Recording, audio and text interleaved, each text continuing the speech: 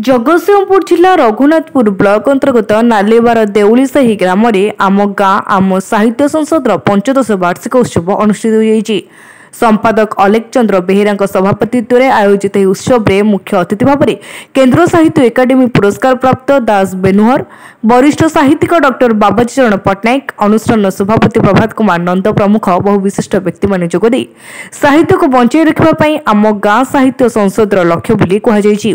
दीर्घ 15 वर्ष देव यह अनुष्ठान गढ़ी उठा बेले अनेक कवि लेखक और साहित्यिका सृष्टि कर तेबे यह कार्यक्रम में बहु विशिष्ट व्यक्ति मान जोगदे साहित्य और भाषा को बंचाई रखापी गाँ होउछि भाषार आत्मा बोली अतिथि माने कहउछन्ति।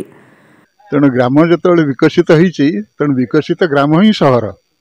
तेणु ता भीतर सहर और ग्राम भितर गोटे प्रभेद थिला भलिया मत लगुनि किंतु घटना हूँ बर्तमान जो पाश्चात्य सभ्यतार जो प्रभाव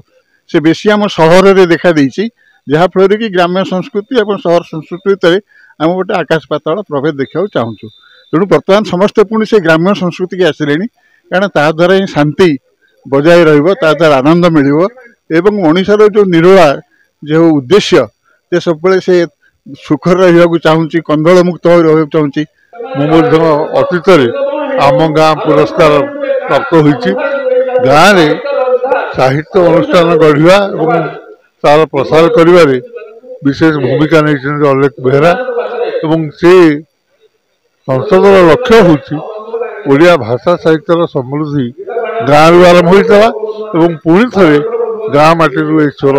समग्र ओडिशा को परिव्याप्त हो यही हूँ लक्ष्य एवं सहर तार दांतर माड़ी आस गाँ आड़ को से गाँव ऐतिह्य को बजाय रखापी आम गाँ साहित्य संसद सृष्टि एवं 15 वर्ष है आम गाँव में साहित्य संघर्ष कर अत्युक्ति हम ना ये बहुत कवि सृष्टि होती गाँव में साहित्य को बंचाई रखापी आमर ये प्रचेषा एवं आज दास बेनुहर आसछन्ति बाबाजी पट्टनायक आसछन्ति प्रभात नंद भली साहित्यिक आवश्यक अच्छा एवं आम गाँ साहित्य संसद आज अनेक 4 जन कविता को नहीं कविता पाठ होती आम आज निज गर्व अनुभव कर उत्फुल्लित